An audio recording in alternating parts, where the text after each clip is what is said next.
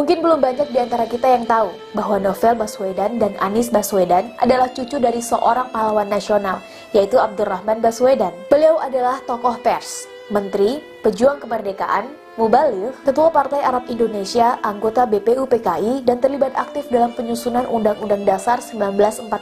Beliau termasuk dalam tim delegasi Indonesia yang dipimpin oleh Kiai Haji Agus Salim dalam rangka mencari dukungan diplomatik dari negara-negara Liga Arab tahun 1947. Salah satu jasa terbesar beliau tentu saja ketika ditugaskan oleh Kiai Haji Agus Salim untuk pulang seorang diri ke Indonesia, menyelamatkan dokumen maha penting, yaitu dokumen pengakuan kedaulatan Indonesia dari Mesir, agar bisa diantarkan langsung pada Presiden Soekarno di Yogyakarta, karena Indonesia pada saat itu kembali dalam kuasa Belanda. Kiai Haji Agus Salim pada waktu itu belum bisa kembali karena harus meneruskan perjuangan diplomasi untuk mendapatkan pengakuan kedaulatan Indonesia dari negara Arab lainnya. Perlu kita semua ketahui bahwa upaya delegasi Indonesia datang ke Mesir untuk mencari dukungan dari Liga Arab selalu mendapatkan rintangan dari Belanda dan sekutunya, mulai dari kedatangan, sesampainya di sana, sampai pada waktu kepulangan. Protes besar dilakukan oleh Duta Besar Belanda di Mesir, namun Mesir tak bergeming, sehingga perjalanan pulang A.R. Baswedan bisa dikatakan misi berani mati. Beliau harus terbang mempertaruhkan segalanya,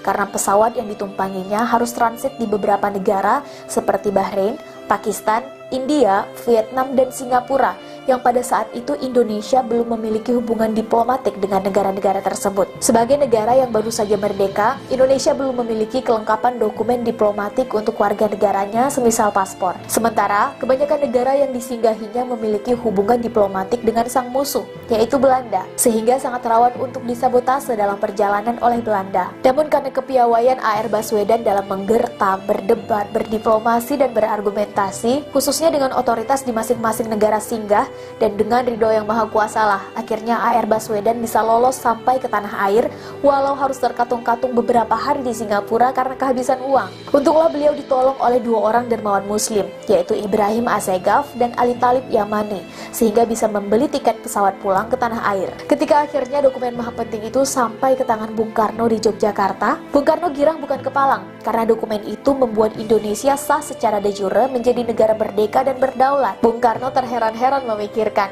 bagaimana bisa A.R. Baswedan melewati tiap pos pemeriksaan Belanda di tiap wilayah dan negara yang dilewatinya. Bung Karno bertanya, "Bagaimana? Kok bisa begitu, Saudara Baswedan?" A.R. Baswedan menjawab, "Untung."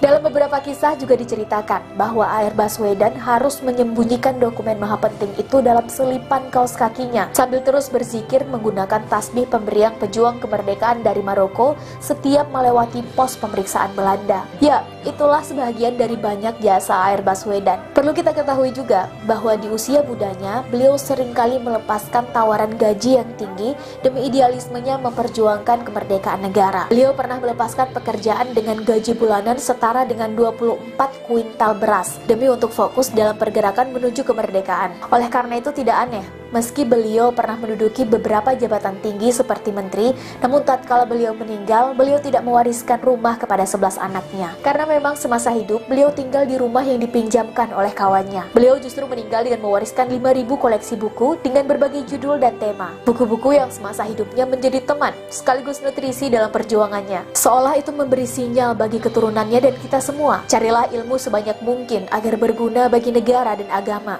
tanpa harus memperkaya diri dengan uang negara atau menipu sesama. Merdeka!